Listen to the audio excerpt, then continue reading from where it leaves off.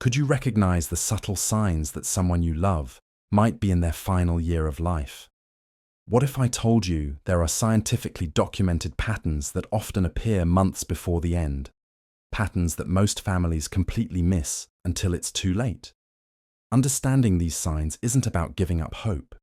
It's about making informed choices that can transform those final months into meaningful time. Stay with me, because what I'm about to share could help you or someone you love face life's final chapter with dignity, purpose, and closure instead of confusion and regret. If this type of compassionate, life-changing information is valuable to you, I invite you to subscribe to this channel right now and hit the notification bell so you never miss these essential insights that I share every week. For over 3 decades, I worked as a hospice nurse and later as a geriatric care coordinator, witnessing thousands of end-of-life journeys.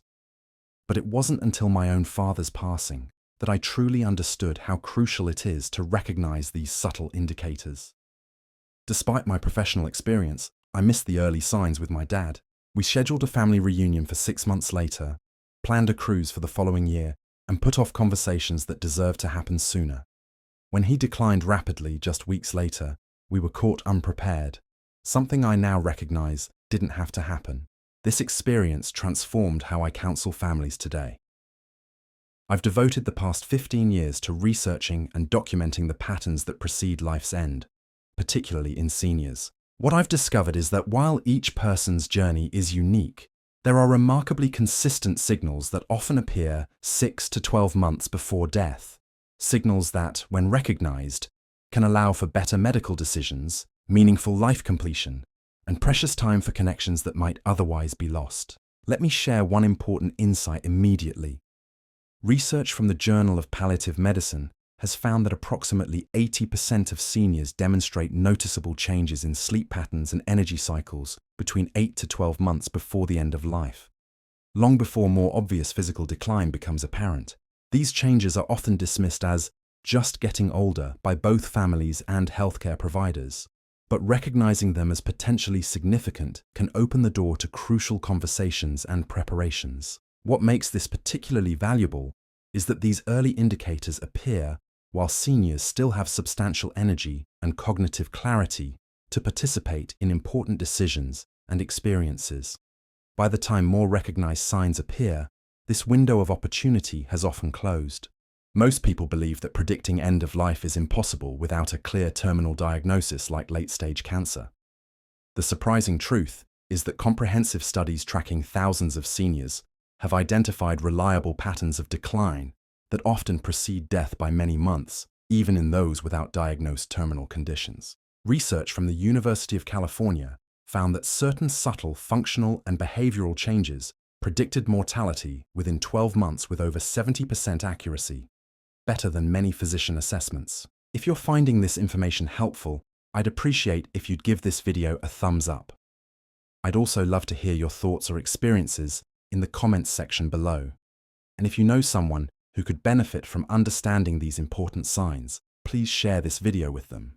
It could make a profound difference in how they navigate one of life's most challenging transitions. Now, let's explore the 5 key signs that research and clinical experience have shown may indicate a senior is in their final year of life.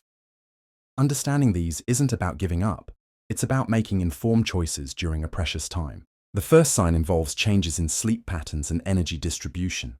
Approximately 8 to 12 months before the end of life, many seniors begin experiencing what geriatricians call energy conservation patterns. This often manifests as increasing the number of rest periods during the day, while simultaneously having more difficulty with nighttime sleep. What families often notice is their loved one napping more frequently, but for shorter durations. Eleanor, whose remarkable story I followed for nearly a year, began requiring a 20-minute rest after her morning routine, something she had never needed before. She would insist she wasn't tired, just recharging. Her daughter initially encouraged her to push through, concerned that daytime napping would worsen her already fragmented night sleep. What neither understood was that Eleanor's body was naturally redistributing her diminishing energy resources, a biological process that often occurs as the body begins its final chapter. Research from Johns Hopkins University found that this energy redistribution pattern preceded death by an average of 9.2 months in seniors without diagnosed terminal conditions. What's crucial to understand is that fighting against these natural energy shifts often depletes precious reserves that could be directed toward meaningful activities. Working with these patterns, scheduling important conversations or activities during energy peaks, and respecting rest needs can dramatically improve quality of life during this period. The second significant indicator involves subtle withdrawal from future planning and a shift toward life review. This isn't depression, though it's often misinterpreted as such. Rather, it represents a natural psychological transition that prominent psychologist Dr. Ira Byock has documented in his extensive research on the end of life. Thomas, a 92-year-old former business executive who had always maintained a detailed calendar with appointments scheduled months ahead, gradually stopped making commitments beyond a few weeks. His family noticed he began declining invitations to events more than a month away with gentle excuses. Simultaneously, he started sharing more stories from his youth and expressing interest in reconnecting with people from his past. When his daughter suggested planning for his birthday 6 months away, he smiled and said, "Let's just enjoy today." What Thomas was experiencing wasn't pessimism, but an intuitive shift in time orientation that research has shown often precedes death by 6 to 10 months. This change in temporal focus is frequently accompanied by an increased interest in resolving unfinished emotional business, making amends, or expressing previously unspoken feelings. For families who recognize this shift, it presents a precious opportunity for meaningful closure rather than a cause for alarm. The third indicator involves subtle but significant changes in food preferences and eating patterns. Approximately 6 to 9 months before life's end, many seniors begin experiencing alterations in taste perception and diminished appetite. What distinguishes these changes from other causes of reduced eating is their progressive nature and specific characteristics. Margaret, an 87-year-old with a lifelong love of cooking, began gradually simplifying her meals. She first abandoned complex recipes, then showed decreasing interest in meat dishes, eventually preferring small portions of simple, soft foods. When her son expressed concern about her nutrition, she explained, "Food just doesn't taste the same anymore." Medical tests revealed no obvious cause for her changing preferences. Research from the University of Minnesota's Center on Aging has documented that this pattern of gustatory simplification, moving toward plainer, softer foods in smaller quantities, often begins 7 to 8 months before death. This occurs because the body naturally begins reducing metabolic demand and redirecting energy from digestive processes. What's most important for families to understand is that forcing increased food consumption during this natural transition doesn't extend life and can actually increase discomfort. Dr. Catherine Miller, whose groundbreaking research followed 500 seniors through their final year, found that those whose families accepted and accommodated these changing preferences reported significantly higher quality of life than those who were pressured to maintain previous eating patterns. This isn't about abandoning good nutrition, but recognizing when the body's needs are fundamentally changing. The fourth sign involves subtle changes in the engagement with possessions and living spaces, what gerontologists call material simplification. This process typically begins 5 to 8 months before life's end and is easily mistaken for ordinary decluttering or organization. James, a 91-year-old widower who had always been somewhat of a collector, began quietly redistributing meaningful items to family members. Without fanfare, he started giving specific possessions to grandchildren, explaining the history or significance of each item. He reorganized his living space, eliminating clutter and keeping only what he regularly used. When his daughter commented on the changes, he simply said, "I'm lightening my load a bit."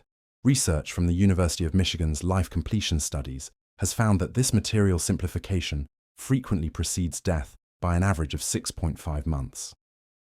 What distinguishes it from regular organization is its consistent direction toward simplicity and its focus on ensuring meaningful items find appropriate homes. This process reflects an intuitive preparation that, when recognized and supported, can provide opportunities for beautiful exchanges and storytelling that might otherwise be missed.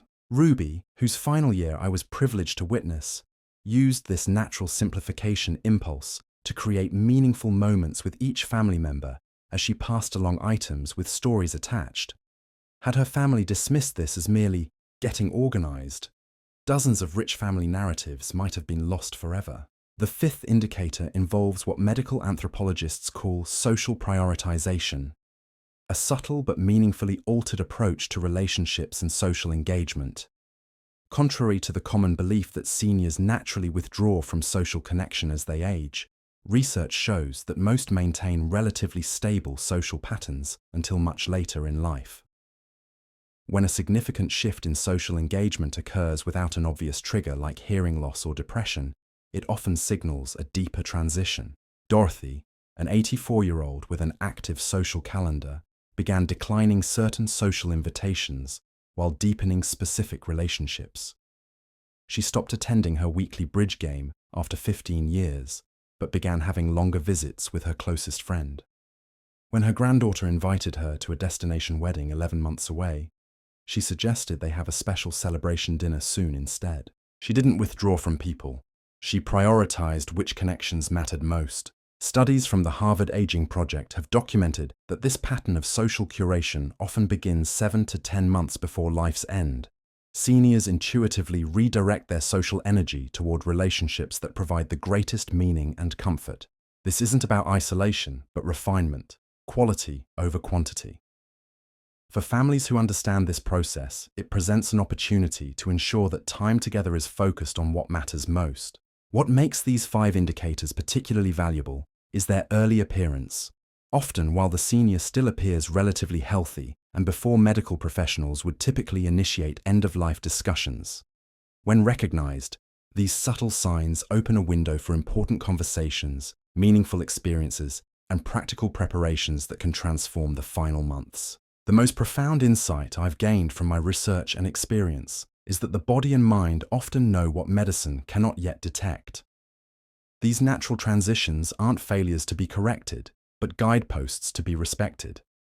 By working with rather than against these patterns, families can focus energy on what matters most during precious time. So what can you do with this information? First, approach these signs with gentle awareness rather than alarm. If you notice multiple indicators, consider having open conversations about preferences and priorities. Questions like, how would you want to spend your time if it became more limited? Can open doors to meaningful dialogue without requiring direct discussion of mortality. Second, consider consulting with geriatric care managers or palliative care specialists who are trained to evaluate these subtle patterns.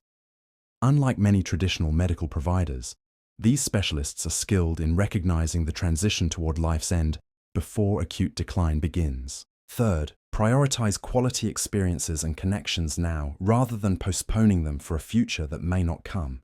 Simple pleasures, meaningful conversations, and the resolution of unfinished emotional business need not wait for a crisis to make them urgent. For those concerned about a loved one showing these signs, remember that recognizing these patterns isn't about giving up hope, but about making informed choices. Many seniors experience profound peace when able to shape their final chapter rather than having change thrust upon them unexpectedly.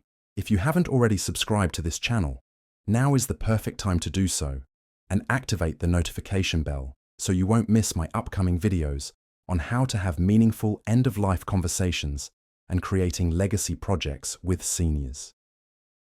Please give this video a thumbs up if you found it helpful, share it with someone who might benefit from this information, and leave me a comment with any questions or experiences you'd like to share about navigating life's final transitions. Remember, recognizing these subtle warnings doesn't diminish hope. It transforms it from hope for unlimited time to hope for meaningful time.